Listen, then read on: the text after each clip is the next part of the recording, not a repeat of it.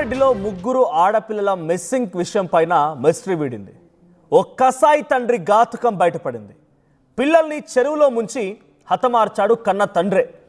ఒక మృగంగా మారిపోయి తన ముగ్గురు ఆడపిల్లల్ని చెరువులోకి తీసుకెళ్లి చెరువులో ముంచి హతమార్చి అక్కడి నుంచి బయటపడిపోయాడు. అయితే ఆటో డ్రైవర్ ఇస్మాయిల్కి ముగ్గురు ఆడపిల్లలు ఉన్నారట. పిల్లల్ని పోషించలేక చెరువులో తోసేశారట తండ్రి. ఆ తర్వాత డ్రామాకు తెరలేపాడు.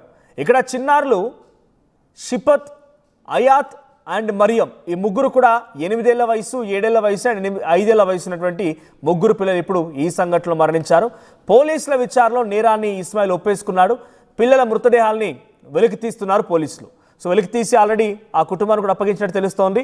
సో ఎందుకు ఏంటి కారణం అంటే ఆర్థికంగా పోషించలేక ఇబ్బందులు పడుతున్నాడంట. ఆటో డ్రైవర్గా పనిచేస్తున్నాడంట. రెడ్ హ్యాండెడ్గా కొంతమంది అక్కడ పట్టుకున్నారు ఆయన్ని. ఆటోలో తీసుకువెళ్ళి కొనిస్తానని చెప్పి ఆ చెరువులో పడేసి వస్తుండగా రెడ్ హ్యాండ్గా పట్టుకున్నారు. ఆ వ్యక్తిని కొంతమంది చుట్టుపక్కల స్థానికులు పట్టుకొని ఆయన్ని మాట్లాడిస్తూ వీడియో రికార్డ్ చేశారు. ఆ తర్వాత పోలీసులకు సమాచారం ఇచ్చారు.